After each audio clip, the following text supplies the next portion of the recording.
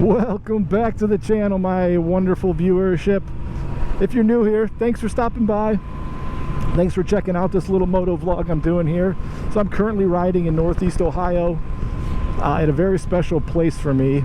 It's early June. It's the first nice day in June, really, or of the year. It's over 80 degrees, and I thought it'd be a perfect day to take the bike out and do a little moto vlog.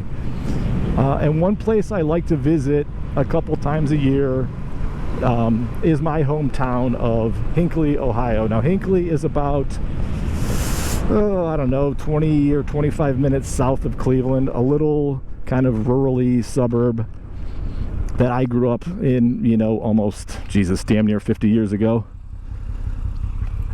And although I've moved many miles away, I still like to ride out here at least once a year, maybe twice a year, just to kind of reminisce about childhood and those kind of things.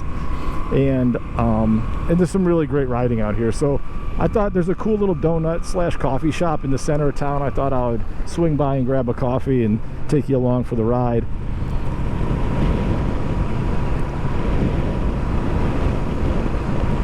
Now, one of the things Hinckley is known for is it's known for two things. If you've heard of it, well, there's just simply no way you've heard of it. But one is that right there, Cleveland Metro Parks Hinckley Reservation. Now, Cleveland Metro Parks is a group of parks. I don't know, there's maybe, God, I have no idea. I probably should have done some research. Maybe 6 or 8 or 12 or 20 reservations scattered throughout the northern part of Ohio that all are under the Cleveland Metro Park umbrella, and this is the Hinckley Reservation. Now, growing up here, it was such a privilege to have this park literally in my backyard. Hinckley's a very small rural town. Like I said, it's actually a township. One stoplight in the center of town. I have no idea the population, what it is now or what it was when I was growing up here, but not a lot.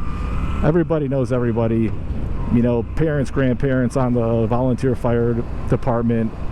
It's a really just kind of idyllic place to grow up, and I really miss it. And someday maybe I'll move back, but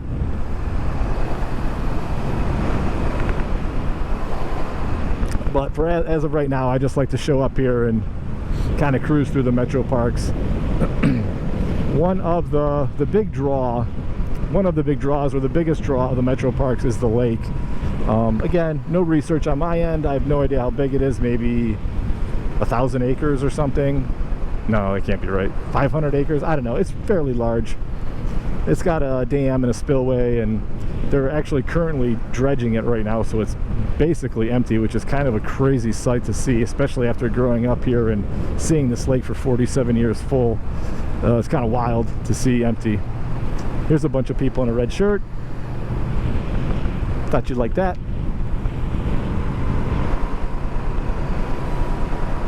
So around the lake, there's running paths and hiking paths and all kinds of stuff. There's also equestrian trails, not around the lake, but throughout these metro parks here. Maybe I'll throw some stats up or something when I edit this footage, but that's all the leftover stuff they've dredged out of the lake. They're dumping and flattening out here. Cool thing about the park that you probably don't care about, but I do, is I actually worked in this park when I was in high school. My summers of my high school life, worked here, mowing grass, picking up trash, cleaning the outhouses, which, you know, that is what it is. But very wonderful time, very great summer job. I think I made $6 an hour, but outside all day with some of my best friends. It was just so much fun. Probably didn't love it at the time, but hindsight being what it is, I look back at that time and thought, damn, how special that was. Even back to when I was a youngster coming up here, my grandparents would bring us right up there, actually make us these big breakfasts on the grills, and we would play out here, splash around in the mud and crud. A lot of great memories in this park. I still come up here. My wife and I will still come up here maybe once a month or once every couple months to run the lake. It's a perfect 3.1 miles around. It's a pretty challenging run.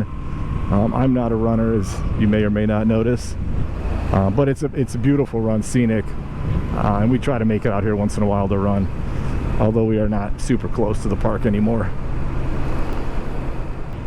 I'll try to I'll shoot down over by where the dam is. So part of the lake project they're doing, the dredging, is they rebuilt the dam.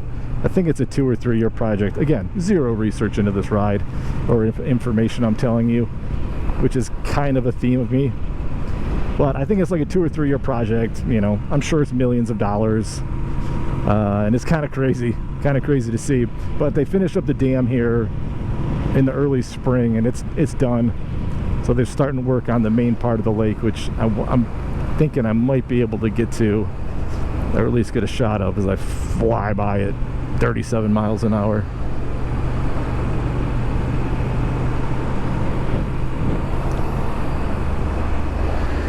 So down there is the lake. Oh, it's just a big ass mud pit right now.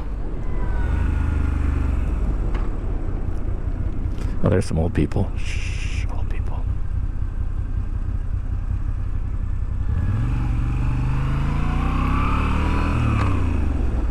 There's the spillway. There's the dam they just rebuilt.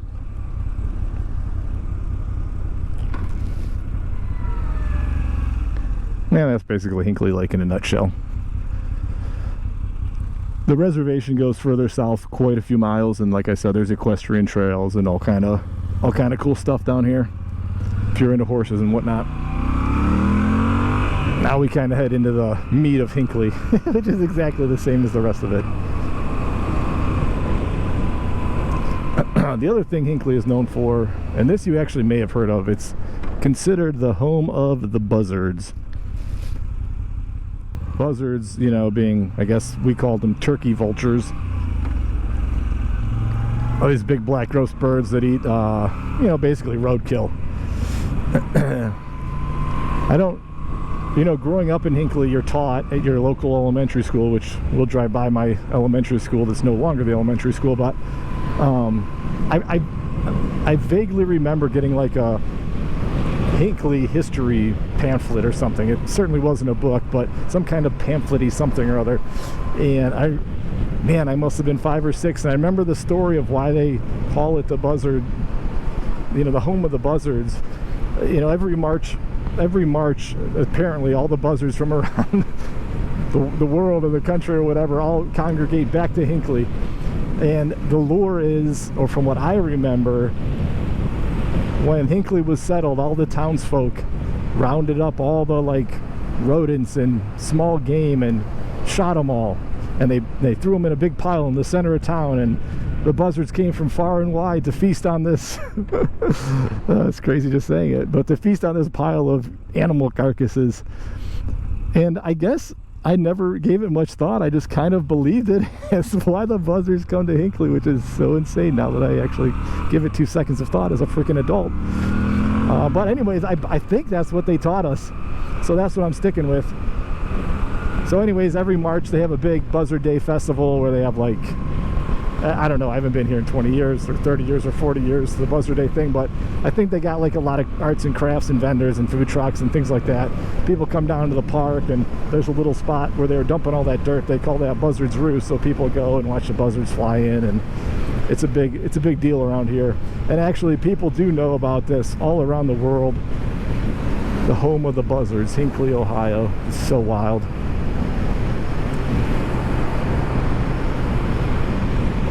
But here we are coming up to our one and only stoplight, at least as far as I know.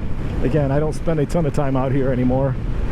Actually, here on the left was my elementary school. It's now some kind of, I don't know what it is, but that was it. They recently just built some new schools in the district, and Hinckley got a new elementary school.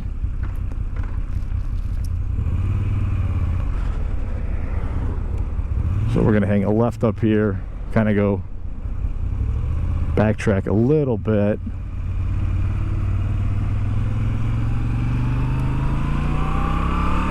There's the like the fire department. Very nice. Nice little town. Oh wait, there's the fire department. They must have moved the fire department down here. Yes, goes to show you how much I know. Very little research into what I say.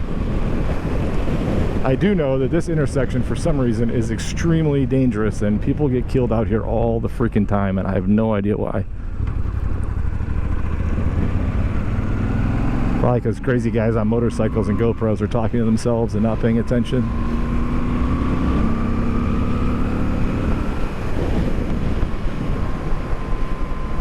Man, love being back here. I think I moved out of Hinckley when I was, shoot, 13 maybe? 12 or 13 or 14. We moved a bunch of towns over.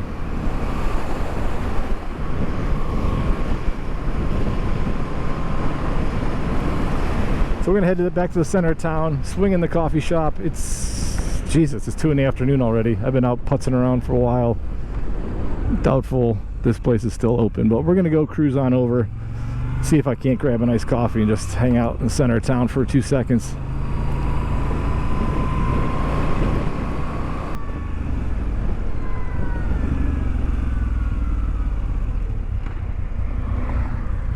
Breaking the law. Oh, closed.